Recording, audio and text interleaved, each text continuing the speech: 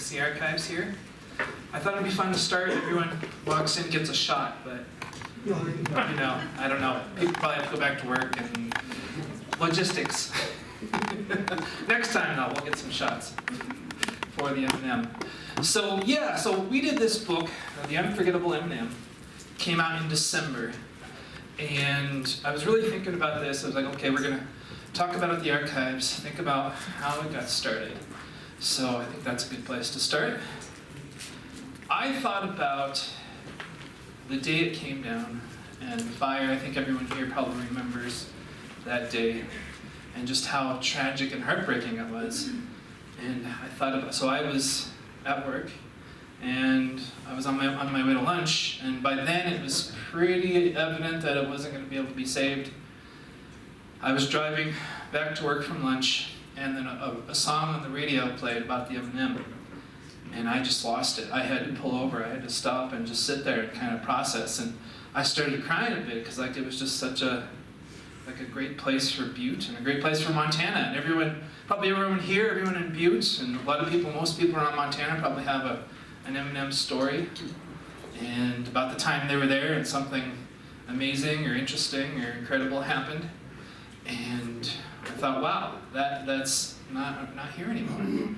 So I think it was maybe that night or a couple nights later, you know, we had a family gathering, and you know, my grandparents were there, my parents, my brother, and we were just sharing M&M stories. We were just sharing about all the times that we were there, all the times what we did there, what happened there. You know, my dad was a good friend with Bud Walker, who owned the bar for a while, so he knew the M&M pretty well.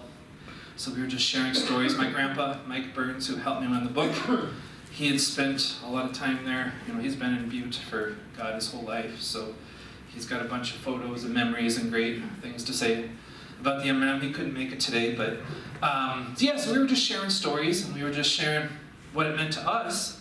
And then my grandpa and I got thinking, he was like, if we're paying tribute to it, we're sharing stories, I'm sure there's a lot of other people who have stories and who want to, you know, kind of have that memory of what it meant to them. And why don't we do a book? You know, you have a bunch of photos, and you know, we know a lot of people in town who can share their experiences about it. So I said, yeah, let's do this. So we started writing, or I started writing, and the first thing I noticed was that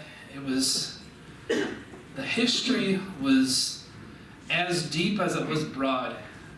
The M&M stood in Butte for as long as Montana has been a state, just about.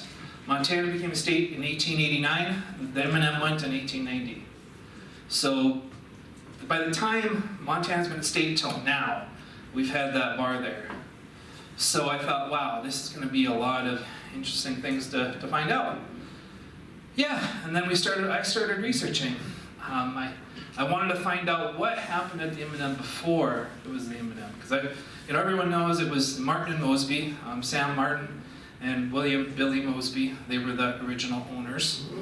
But what was there before the M&M was a bar? And so I did some research, and I found out there were a few bars there. There was McCarthy's, Jerry McCarthy. I want to say McCarthy, it could be McCartney, I don't know. It's in there. He had a bar there for a while, going back to when it was Butte City, before it became Butte proper. And then there was another bar there, the Nevada Beer Pub was there for a time. Not much is known about that, but I have a picture of it, or an illustration of it, where it says Nevada Beer Pub right there, and then the Lizzie block next door, right where the M&M would be. So finding out just these early things about what was there. And then we got into when the M&M was open. And it's really interesting, when it was first opened, it was really pretty chaotic. And it was kind of a special place, and it was just known as a place that would be a bar, because there were bars there before. But it was also pretty chaotic. There was a lot of conflict between the owners of that bar and the bars next, you know, there was the bar next door, I'm bad with names here, I can't think of the name. But there was bars nearby who they had beefs with the owners, and you know, it's like, well, you know, if you can gamble, if you can do this much gambling, we should be able to do this much gambling, and if you're going to sell this, we should be able to, and that those types of things. But it also got violent once in a while. There would be, a bar fight, as a bar would, and as you can imagine, in the 1800s in Butte, Montana, there's going to be some brawls in the bars once in a while. So that definitely happened, and there's some recorded reports of those in the old newspapers. So we just wanted to kind of get an early picture, paint a picture of what it looked like when it was first opened. So that was the first thing I started doing. And then at the same time, my grandpa was helping me reach out to people who had memories of the bar, who had worked there, who had spent a considerable amount of time there, who had a special connection there. And he would say, hey Jake, I got so-and-so, let's talk to him. I was like, okay, let's do it. Or Jake, I got so-and-so, let's find out what they're doing, let's talk to them. So yeah, so we did that, and I had a few contacts, my dad and my family and everyone, so we reached out, and I think I knew it was going to be a real project. It was going to become a book when we got Selina involved. She did a lot for us. She gave us an incredible amount of time. She's so busy and she's got so much to do. As you can imagine, when the bar burns down, you have a lot of different moving parts. She gave us a lot of time. She gave us her memories of what happened that day when the fire hit. What it was like to be the first female owner, solo owner, to own the bar, and what it was like to see the bar kind of be down and then bring it back up, and after COVID hit, and she said, when the bar burnt down, it was probably their best year they were having. And they said really business was booming, and they had a packed house for that Thursday night steak night, as I'm sure people here have likely participated in. They had great food there, and when Selina came, it was no different. But so she gave us an incredible amount of time where she gave us her recollection. She did the foreword. She helped us find other people. Ben and Charlie Pesdark, she said, you need to talk to these guys. They worked at the M&M, they've got some great stories there. So she helped us a lot, and when we had her involvement, okay, this is going to happen. This is an actual project. We've got the photos, we've got the stories, we've got the history, we've got everything we need for a dynamic book that's going to pay tribute to this landmark, this Butte landmark. And then we broke it up into 3 parts. So we had the history. So we started with the fire. We had pictures of the fire. We had recollections of people who were there, who had worked there. Then we had the history going from before 1890 to the time it burned down. And then we had the stories of different people. We had people like, we talked to Stevie. We talked to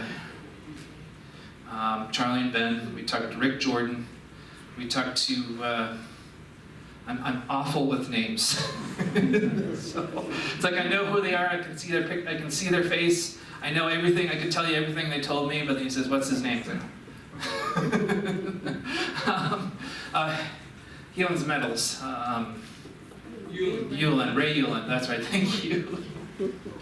Ray was great. He talked to my grandpa, he talked to me, he shared his stories about, what happened to this sign when the fire hit, and he said he went out there and he wanted to find out, well, where are you taking this sign?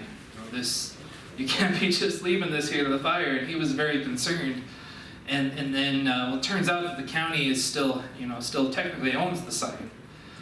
So they wanted to make sure that, it wasn't going to be destroyed, and they had people who were experts in handling that kind of thing. So, yeah, so that was just one small story. Here, I'll grab the book. And if you'll notice here on the, we're going to change this on the 2nd edition, but we've misspelled Unforgettable. So that's a special 1st edition thing that you won't get after. Once we sell out all these, then we'll have, I was like, oh, I got the 1st edition. How do you know? Oh, there's a missing T there. But, yeah, so I think a big thing that I really enjoyed was sharing people's passion about the M&M. people love this bar, and they love talking about it. And if you can talk to someone about their passion, what they really care for, what they just legitimately have a deep care for something, if you can talk to them, you can talk to them as long as you want, and they'll tell you all kinds of awesome things about it. And for me, that's why I write. That's why I got into journalism. Is I love to share people's passions, and I love to hear from people who love these things, and I get to share it with the world of other people, and maybe they can feel the same thing reading it or kind of reliving their own experiences. So that was a kind of what I wanted to do with this, and I think we got a lot of those good stories. I'm just looking through here. One of my favorite interesting stories, we talked to Stevie. We took Stevie to Metals and I got him some pasta. That's his favorite meal, is pasta. So we got him some pasta, and we wanted to talk to Stevie about some of his memories. And he told us about the time that Barack Obama came to the M&M, and he asked Barack for if he wanted a shoe shine, and he claims that he told him, well, how much? And Stevie said 75 cents. And then Obama says, oh, that's too expensive for me. I can't do that. So Stevie loved that, and it's a great story, and we got it in the book. But what was interesting was there were a lot of different people like that who had similar stories that we talked to, who you would meet these CEOs or business leaders or politicians, and they'd be sitting having a bar, having a drink with, a miner or, homeless people, or just people who were all walks of life would be in the M&M, in the M&M, and they would all be sharing the experiences together. It didn't matter. Your social status didn't matter when you walked into that bar. There's not many places like that anymore. I mean, if you think about it, really, there's a few, but when you think about walking into a place and you can be treated well, as long as you don't start any trouble, be treated well, and you can get along with anyone else in there. That's pretty special, I would say. So that was cool. We went into a little bit about the movie that was shot there, Don't Come Knocking. It didn't get good reviews, but the movie itself, the experience being there, and my grandpa had some great photos of just straight up showing the people who were there shooting the movie in the M&M. And you have, what other bar in America has had, say they had a movie made in there, and they had, what was her name, Jessica Lange? Yeah, I think that's her name. Yeah, Jessica Lange. Claimed that she played the owner of your bar in a movie. So that was cool, and so we went into a little bit about that, and how the movie came to be, and how the director came from Germany, and he loved Butte, and he loved the bar and people, and that's kind of what made the M&M so special as well, is that you could be from anywhere. I mean, us in Butte, we knew that something special was there because we were there around it all the time. But people, anyone who was, visitors, out-of-staters, anyone would come to the M&M and they'd feel that something was special there. It could be their first time, it could be their second, third time. You just knew something was special there. And just the way you're treated, the food, the experience, the atmosphere, everything was just a little bit different and a little special. So I think that shows that you can be a movie director from Germany, and you can go in there and you can feel it. So I think that's really what made it an awesome place. But some people, I've been asked I've done other interviews and whatnot, what's kind of my favorite memory or the favorite thing I learned. Excuse me. And I've thought about it, and I think for me the favorite thing that I learned about it was how it wasn't just a bar, it was like a community center almost. Like people who worked strange hours, they knew they could go there at 2 a.m. and get a meal, and you could cash your paycheck there, and you could have, Danny or Charlie, who they'd give you $50, like, hey, go to here's $50 from your last paycheck, go to the pharmacy and, bring back the change and I'll hold on to it. They did stuff like that. And it was kind of a, there'd be guys who would be in there playing the same pan game. I had to look this up because I couldn't believe, like when Charlie told me this, they had the same pan game that would go on for like months. It's like, what? How?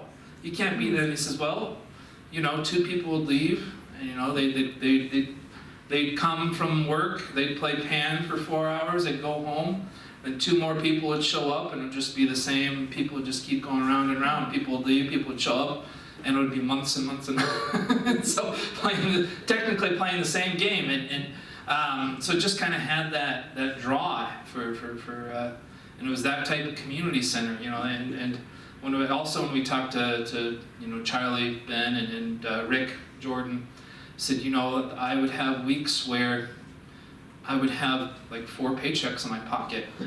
I just didn't have any need to cash them because I could go there and they'd feed me, and I could be there and have drink and have friends, and it's kind of my family there, and I just didn't have any need to really cash my paychecks. So that's just kind of the place that was back then, and I guess probably it wouldn't be like that now, just because. And I talked about that, and I'm jumping around a little here. I'm kind of going here and there, but I think it would be different now, just because it's not the same era. It's not the same kind of place. It's Montana's different, Butte is different, and I'm not saying it's worse or better. I'm just saying it's different, and it kind of captures that era of when you have Charlie Buney and Danny Delmo there, they were just, nobody's like that anymore. And they were just really, Rick Jordan called Danny Delmo the legend of Butte, and I don't think he's wrong. Like he legitimately was like a Butte legend. So, but I think if you opened it now, or if you reopened it, which they're gonna do, it's gonna happen. It's never gonna be the same, and it can't be the same, but that's okay. And I'm here looking at a picture of Elsie, and it just, for me, I look through these pictures and like I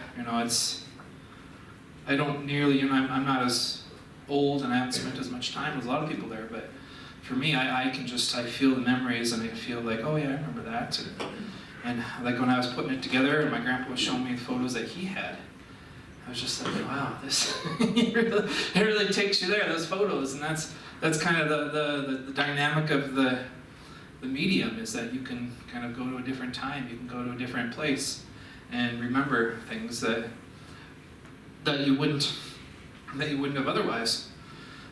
So I think that's what kind of what the big part of doing this was, and I don't know how we're doing for time or anything, but You're fine. I guess we could open up to questions, and if anyone has any questions or anything about the book or the M&M or anything involved with it, yeah, I'd love to hear if anyone had anything they're wondering. Yeah. I'd like to share a story. You're talking about Pan Guinea. Sure. I used to run the game sometime way back, late 70s, 80s. Yeah. But anyway, we were playing one night, and it was about 2 or 3 in the morning, something like that. There was about 6 of us there. And it was getting late and everything is going fine. And here comes this lady with a young child, I don't know, really, really young. And she set him down right by this one guy and says, here, you watch him for a while. That's true. Oh my God. Because that game would go around, hours and hours. Oh yeah. There'd be thousands of dollars that were exchanged on that table. Yeah. Yeah, go ahead, sir. I was gonna say, in the 70s, when you were there, sir, how late did the bar stay open? All night. All around. Yeah, it was all day, yeah. If you knew somebody, you could get a bottle any time. Yeah? 4 a.m., let's go get one. Yeah. I'm sorry, I have to leave, but Oh. I do want to make one statement. I apologize for having to leave. It's all good. My name's Jim Michelati, and my grandmother was a Buney, and Yeah. my father was a first cousin of Charlie Buney. And my father and a guy named Doc Lubick, who was Sonny Lubick's dad, would meet every day at 1 o'clock at the M&M. And they would sit there for a couple hours and say a few words, talk about a cloud or whatever. And it was a place that if my father or Doc didn't show up, Charlie would call me and say, hey, I haven't seen your dad today, what's going on? And it would be legitimate that he wasn't showing up that day. But I think they not only had people who went there all the time, but if they didn't show up, then they wanted to know why. Exactly. Yeah. And you don't see that in this world nowadays. And I No, can Jim still- McCarthy's kids call us all the time saying, where's Dad? Well, that's because you don't show up very much. But I just wanted to pass that on to you because all of you know Sonny Lubick, and his father was a regular, and these guys, that made their day, to be quite honest with you. Without the M&M, they had not a whole lot to do. Yeah. And I apologize that I have to leave. Stay there for 1 minute, Jim. I'll share a story. Jim was with us on all these things too. St. Patrick's Day, just wonderful at the M&M. We'd finish teaching or whatever up at Tech, Sure. and then about noon we'd head down to the M&M. We'd sit in the corner over there on the side, and a bunch of us would take turns buying a six-pack and bringing it over.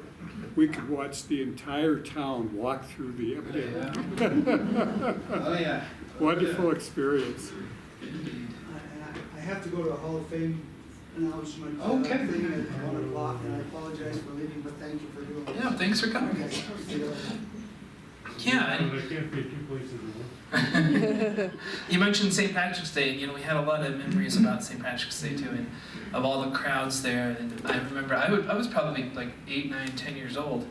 I would be watching the webcam M&M just because I was curious. Well, man, what's going up there in St. Patrick's Day? And that would be the heart of the celebration always. And just the amount of food, amount of green corned beef and cabbage, and the green beer and everything. And the green beer started there.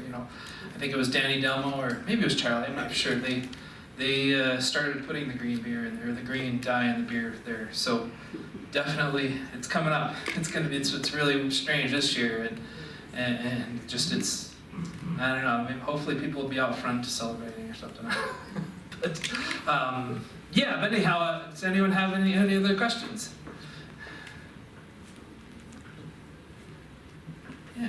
Yeah, go ahead. So, how did the fire start? So, from what I can understand, and I talked to Selina, and I even tried,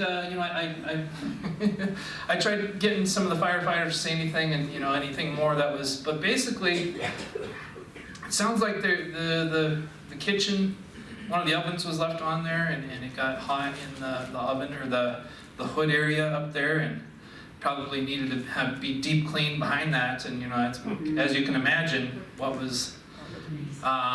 So it was some kind of spark. We'll never know because it was totally destroyed in the kitchen area there, and then it got in the walls.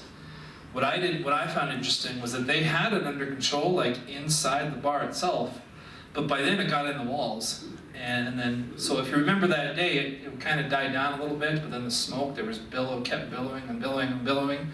That's because it was in the walls there, and I didn't realize that. So once it got inside the walls, it was kind of, there was no saving it because there's no way to really get in there.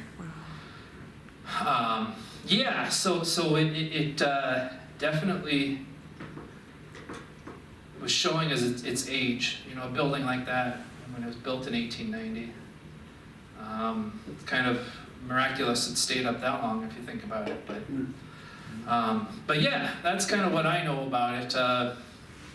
And it just, there was fires around the M&M. I did research on some fires, and there was never any other fires in the M&M, but there was, in the building next door, behind it, there's been other fires around there, but nothing really major until that one. So it's too bad. Yeah, any other questions? Is it gonna be rebuilt? Is it gonna be rebuilt? Yeah, so I've talked to Selina at least 2 or 3 times about this. So from what I hear from her, it's ready, like she's ready for it, she wants it, and she wants to put it in the same location. The main thing that she's waiting on is the funding. I think it's something like 2 million, I think is what they were looking at to rebuild. But that said though, I think it's gonna be rebuilt, but I think it's gonna be a while. I think she still wants to rebuild, I think everyone wants it there. It's gonna happen, just might be a matter of when. They're doing some fundraising, and they've got some grants that they're applying for, and kind of grant season is coming up, so we'll probably know more after that. But definitely Selina is always the one that knows the most about that, because she's gone through it, and I hope it's soon, but it's kind of depends on different things out of everyone's control. But yeah, and we talked about that too, like if it was rebuilt, what would it look like? And I had someone ask me, would you have it this exact same? And I says, well, I don't think you can. I think you have to have it retro looking, but you can't try to repeat. You can't rebuild 130 years of history with one building, with one new building. It's like the location is the same, but it's a different building. So it's kind of, you're starting over in a way. You got new memories that you're going to make, but you also pay tribute to what was there and what people remember about the place and loved about the place. So it's kind of a balancing act in that way. But yeah. So I thought if anyone had any more questions, yeah, go ahead. How many owners did it have? I know it had mostly M&M, and then Butte had it. How many owners were there? Yeah, so that's what I found interesting too, and I was going to bring that up, so thank you. I think we counted 16 or 17 different groups. And what I found fascinating is that it had different names. So it started as the M&M, Martin and Mosby, and then it became the Anheuser-Busch Resort. And the reason it was called that because Anheuser had an exclusive deal with the bar, with the owners who bought it from Martin and Mosby to sell Anheuser beer there exclusively. Which in 1890, they were just starting too, so it was kind of a good deal for everyone, I guess. But that was there for a couple years, and that went out of business. Then it became the M&M again for a short time. A different ownership group for a guy who was a dealer at the bar at one point, and he was friends with the owners, and really fascinating stuff about how one owner became an owner and how it would go on to the next one. So they had it for a time, and then it became the Schilling cigar store. Schilling's had a huge cigar business in Butte in the late 1890s, early 1900s. They bought the bar and they turned it into a cigar store, and it was kind of a community center in the attic. They would, both the Democrats and the Republicans in Butte, the groups, at certain times they would have meetings up at the attic of the bar there. It was called the Schilling Community Center, right? Well, I'm sure what the name of it was, but they would meet there. They would have these meetings there, and it was up there where, Burton Wheeler, who is the famous Montana senator, in Butte, they nominated him to be the Democratic candidate for governor. He lost that race, but then he became senator. But he was up there when they voted on that to have him become governor. Well, the candidate for governor. He didn't become governor, but yeah. So a lot of different, and then those are just the Schilling owners. Then the Antonioli's had it for a long while, and Antonoli was they had their place in Centerville, I think. I have it in here, but he had a big band that Antonoli and the Copper Kings, or the 11 Copper Kings, or I think that's. So he did some music, and they had one of the best big bands in the country. There's like several newspaper articles talk about Antonoli's big band, and now they went to Salt Lake City and they played there, and they rave reviews. They were just a beloved band. So he bought the M&M, and Antonoli ran it for almost as long as Butte and Delmo through the 1940s and 50s into just about 1959 is I think when Antonelli's son sold it to Danny Delmo. And then Danny and Charlie, and they took over. Danny had it first, and then Charlie had the bar. I think it was the Board of Trade. I think he owned that. Yeah. He owned the Board of Trade, and that burned down. And then Charlie joined up with Danny. They had it from the 60s, 70s, 80s, so they had it for quite a while. And then there were several owners in the 90s. I know their, like I said, I'm bad with names. I know their names. And then of course, in the 90s it was kind of a wasn't very stable. We'd have one owner for 2 or 3 years, and then we'd sell it, and we'd have another owner for 2 or 3 years, and then, and Danny, or Charlie Butte had to sell it, and then Bud Walker opened it after Charlie closed it, and then Bud sold it to the guy from Bozeman, and then, with all the, I'm sure everyone here is, familiar with what happened with the bar in the 90s and the early 2000s. So we go through those owners, but yeah, so it was a really interesting, different journey that all the different people who owned the bar had. They would all kind of put their own mark on it, but you almost couldn't towards the end there because it was kind of its own thing. And then some people tried to just open, like I talked with Selina, and she said, a lot of people, they just thought if we could just open the doors of the bar, we'd make money. And she said that's not really how it works. And I think some people tried to do that too. They just said, oh, well, we have the M&M name, we can just make money here, but that didn't really happen either. But anyhow, that's a long meandering answer there. So I'm going to read a little bit from one of my favorite stories here in the book. Unless anyone has any other questions, go ahead. Yeah. Well, how many times has Montana been written up in the national news? Oh, St. Patty's Day. Sure. Where the Sure. M&M was involved. Absolutely. Yeah. So the M&M actually did get a good bit of ink from the National. Esquire wrote several articles about it, Esquire magazine. And that Jack Kerouac quote that I have it in here. I'll just read it so I don't get it wrong here. He says, what characters in there? Old prospectors, gamblers, whores, miners, Indians, cowboys, tobacco-chewing businessmen. Groups of sullen Indians drank rock gun in the John. Hundreds of men played cards in an atmosphere of smoke and spittoons. It was the end of my quest for an ideal bar. And that was Jack Kerouac in the 70s. There was a big long essay he did in Esquire called The Great Western Bus Ride. And Butte was one of the places that he stopped. And he wrote those fine words about the M&M. So the New York Times has had different articles. There's been multiple magazine articles. There's been songs, people have done music about it, and so it's. At one time, they were advertising themselves as the nationally known M&M because it was. They weren't lying. Yeah, go ahead. Didn't the Today Show film the M&M on St. Patrick's Day one time? I think they might have. Yeah, I think you're right. And because it's.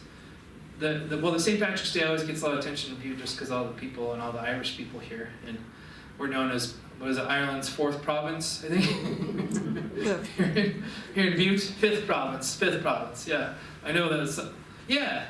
Yeah, we were coming home one time from Arizona at the end of March, and at the airport, this young girl was talking to us because she knew we were from Montana. Sure. And she says, Butte hit the national news again in the headlines. That was in, I think, 2000 or Yeah, yeah. 2001, something, it was early anyway. Sure. And when we first moved here, this friend of mine, he says, we gotta go to the St. Patrick's Day parade in town. I said, what time are we gonna go? He says, well, it starts at 11, we gotta be up there by 9. Why 9? And they said, well, because we go to the M&M and the Archbishop will be there.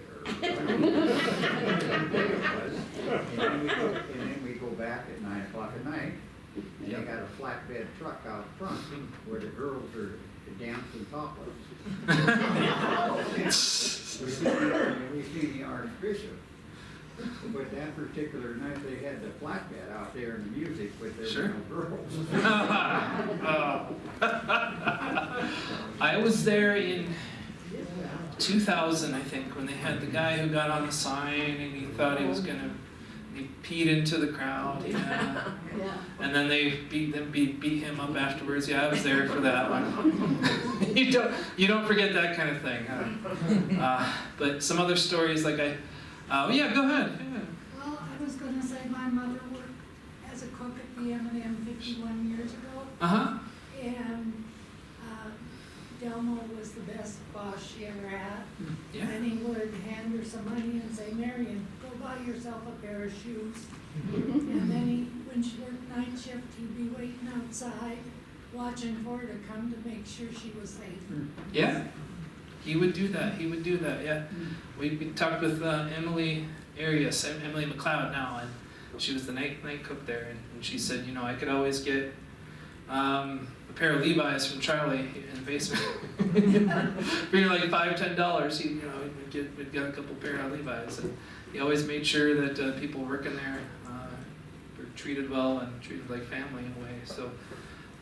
Yeah, that's exactly it. He would do that. He would help people who, just were down on their luck. He'd give them a meal and say, "What do you need?" And absolutely, there's just not people like that anymore. So, yeah. There is in Butte. What's that? There is in Butte still. True. Yeah. Butte still has that spirit. Yeah. Absolutely. I forgot my money in John's pork chop one time. They said, put it on your tab, and I'm like, I got a tab? I'll take 2 more pork chops. Yeah, cool. But then you go to, a newer place and not have $1 of the money, and they'll say you don't get your food, and you just, Yeah. I'd love to say to somebody, are you from Butte? And they say, yeah. I say, act like it. And the dude behind you will give you $1 and say, There you go. Yeah. Any other questions? Okay, I'm going to read a little bit here on a few of my favorite parts here. One story is real quick, so this one, it still cracks me up. It was from the early days when it was the Anheuser-Busch. Okay. So one of the owners was Emil Weinberger. Joe and Emil, Joe Klafke and Emil, they owned the Anheuser-Busch. This was in around when the telephone was first came to town, if you can believe that, when the wall telephone was just brand new. So this was from a newspaper report. While Emil and Joe were running the M&M, or the Anheuser-Busch, the first telephone made its way to Butte. In an article from the January 26, 1936 Montana Standard, A.B. Cohen, a Butte pioneer who came to town in 1876, reminisced about the early days of Butte.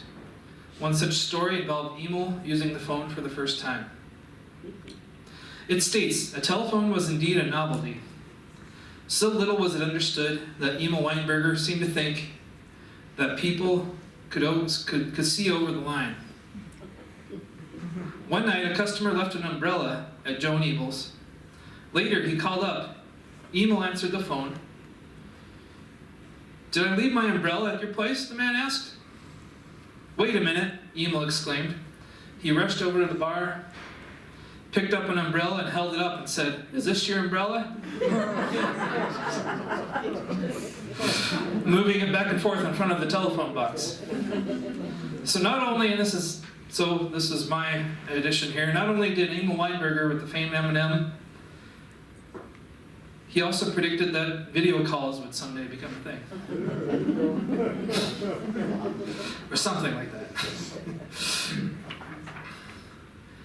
And then some other good stories here. I'll read a little bit about when we talked with Charlie and Ben. They shared a ton of memories about their time there. And they were just a lot of awesome stuff about what they went through and how they remembered some of their best times there. Charlie and Ben Pesdark. So this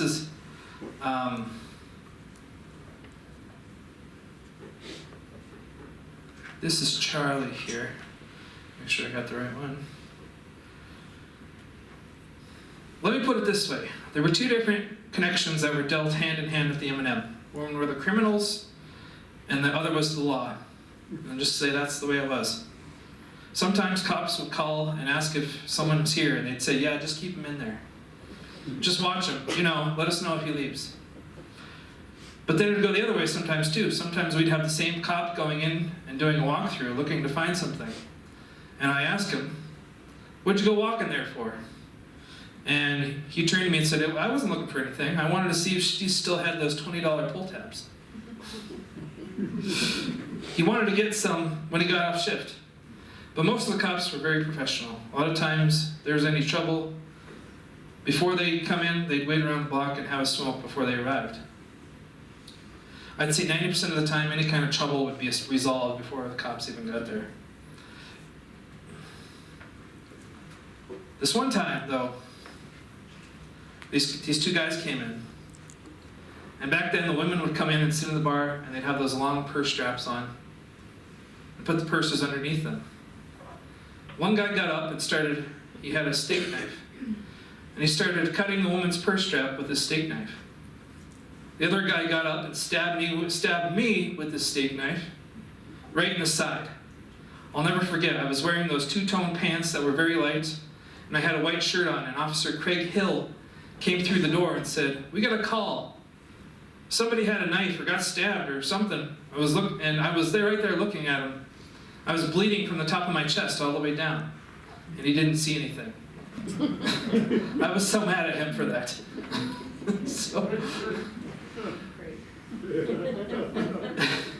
Yeah. I'll tell you a story.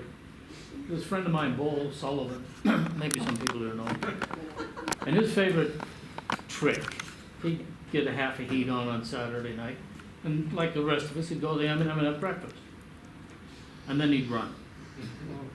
So Sunday he'd get up, just like every Sunday, go down the M&M, knock on the door, get Danny to come out of the office. Hey, Danny, I ran on my meal. He'd go get the ticket and he'd pay it. So he walks in there one night, Saturday night, sits down, and the waitress went off shift, and she starts screaming for Danny. He comes roaring out of the office, and she's there, that's him, that's the guy that ran on me last Saturday. And Danny looks at him and says, oh, for Christ's sake, that's Bolo. He was down the next night and paid me. So she said, beat him, So she did, and she wasn't too happy with him. Right. He says, after that, what the hell could I do? I got up and ran again. And her going out the door was, Danny, he did it again. It was his favorite trick. Oh yeah. There was one story, I think it was Charlie Pesdark. He said that he showed up there one day and there was this car came by, they had these guns and they were shooting at the bar. And the next thing he knew, he looked outside and there was Danny with a gun shooting back. He says, I didn't know where the gun came from, I didn't know what the other guys were doing, but I just saw him shooting at him. And then it just all kind of disappeared afterwards. Yeah, it was definitely a... Well, there's another story. This friend of mine, Jocko German, used to be a cop here in Butte. Sure. And I used to do lots of handyman work on the side. So he gets a hold of me one day and he says, Danny's looking for a cheap plumber. He says, the drains are plugged up. And he said, you want the job? And he said, we'll do it together. And I said, sure. Well, in the meantime, Danny found somebody else in the bar. So the guy goes down there in like a sump in the basement and messes around. He finds a coffee can stuck in the drain. So big mistake. He takes it out and opens it. It was full of $100 bills. Oh, So he took it up to Danny and he says, this is what I found down there. Yeah. And Danny says, how the hell did that get in there? I don't know, but look inside. Well, Danny, being the businessman he was, he opens it up and he says, now I remember, that's where that went. He didn't have a clue who put it in there, put it in there 100 years. And Jocko and I kicked ourselves in the butt because we wouldn't have went to see Danny.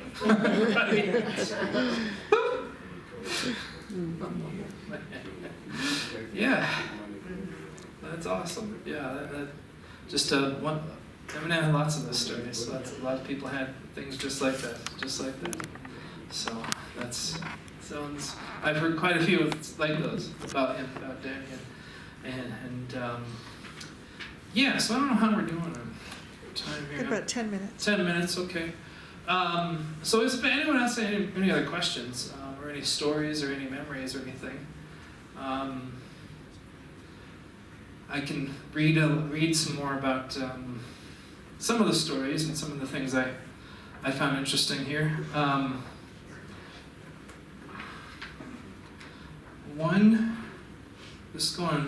I found this really. I didn't know, I would have never guessed that there was a gym in the attic of the M&M in the 1890s or so.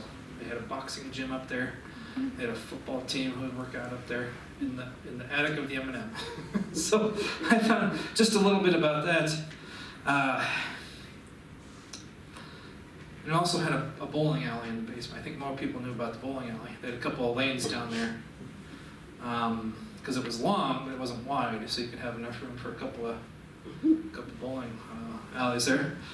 So while it's known by many that the M&M once housed a bowling alley, what isn't as widely known is that the bar also once had a gymnasium on the top floor, where footballer and boxers trained. In October 1896, M&M became the new home of the Pastime Athletic Club. The club moved from the basement of the Columbia Block building to the M&M and stayed there for several years. Upon moving, the club started charging members $1 a month to help pay for rent and upkeep of equipment. One of the boxing instructors from the club was a man named Edgar Dayton, also known as the Marysville Kid. Dayton was a well-known boxer in Butte in the Northwest. He fought John Agoe, A-G-O-E, on January 5th, 1887 at the M&M. The two fought to a draw in a round and a half. That was 4 years after Dayton won the light heavyweight championship in Butte over Johnny Griffin. He also once fought Jack Dempsey, not the world heavyweight champion, but the Irish boxer with the name Non Pareel in 1883 inside Theatre Comique. So essentially Jack Dempsey, there were like 3 Jack Dempseys. And then the actual Jack Dempsey, that wasn't his real name, but that's kind of what he went by. And this guy, he was before, the Jack Dempsey before, kind of a weird thing about boxing. But the M&M hosted a boxing tournament on February 8th, 1897, with 4 matches. Jack Hanley of Butte fought to a draw against Henry Abbott of Colorado. Jerry McCarthy and Young McCraw fought to a draw. Ed Berry of Grand Rapids, Michigan, and Dan Dean of Seattle also fought to a draw. The Marysville Kid sparred against Jack O'Grady of Colorado. And that was also a draw. And then they had the football team there. So just a lot of different interesting things that I would have never, you think of it as a bar, just a place that you go get alcohol, maybe gamble, maybe meet up with some friends. But there was a lot of other stuff there too that really beyond just that. At one time they sold fishing rods. Or fly, they could get flies for your fishing rods, or they had chocolates. You could get some clothes there once in a while. You had different, and of course cigars. It was always, known as the cigar store, the M&M saloon and cigar store. And when we talked to Selina, she said she had to get she said, I finally, at the second year I had it, I finally caved in and got a thing to hold cigars. Because everyone, people would come in and ask, it's like, well, you're the M&M cigar store here, how much for a cigar? And if you don't have any. So she said, I finally got something to sell cigars there. Yeah, a lot of different things that you would have never known about the M&M. So I think that's about everything. If anyone has any last questions, yeah. Yeah, what do you know about Stevie being banned from the M&M for a while there? He couldn't go in there with his shoe shine kit. Oh. Do you have anything on that? On Stevie being banned? Uh-huh. I don't. I guess I hadn't Bill heard. had to carry, we were walking uptown one night. Sure. And Stevie asked Bill to carry his shoe shine box down and put it in the M&M for him because he couldn't go in there. Oh. Well, I know that. Was that? He was probably just batting with him at the time. You know that goes. Well, I know there was a time where they weren't going to give him his shoe shine box. They were trying to auction that off. Clayman, when he owned the bar, they claimed he had 3 shoe shine box. Stevie had a signature on it, but they claimed they were the bar's property, not Steve. So that happened. But I don't know if it was around then or what. When do you remember when? When was that? Do you remember how many years ago it must be? Early 2000. Early 2000. Yeah, probably would have been around that time. So I bet it was something to do with Clayman or some kind of. Yeah, there were several articles about it. It was kind of a big thing about Stevie not being able to have his box, and yeah. One real quick question, will they be having any fundraisers or auctions or anything like that to help funding for rebuilding the M&M? Anything you know about that? Yeah, they have been. They've been continual since it started. As far as I know, so they have the T-shirts, they have the sweatshirts, they have those. They're taking donations, and I know that. Oh, excuse me.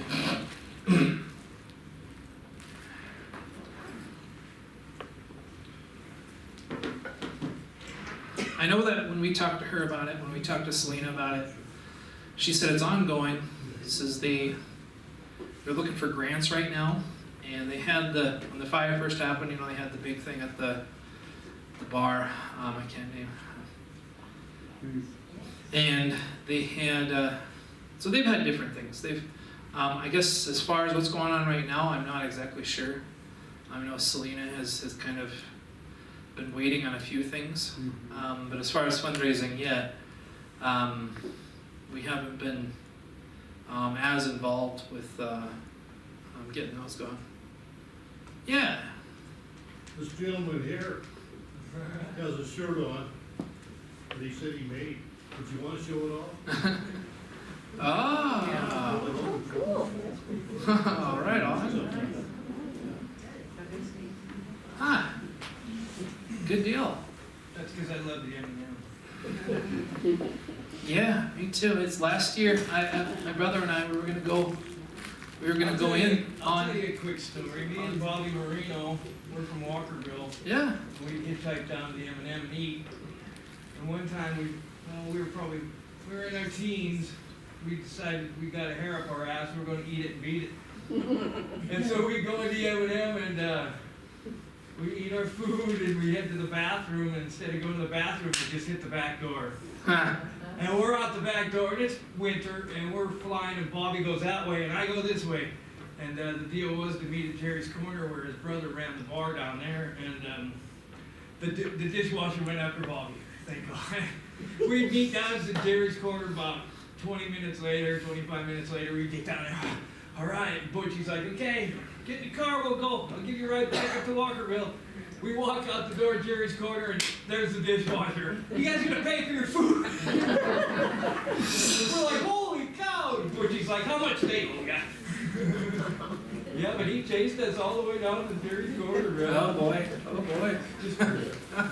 That was funny though. That's the only time we ever did that. We learned our lesson fast. Absolutely, absolutely. But you know, you gotta get a little street cred somehow, like, all right, let's eat at the beat at one time. Okay. By the time we hit the back door, we were like, no, we Like, shouldn't oh, do we it. shouldn't have done that, shouldn't have done that, yeah. And that dude was persistent for his $10 or whatever it was, man. Get back here, you know. That's what it's like. Well, thank you, everyone, for coming.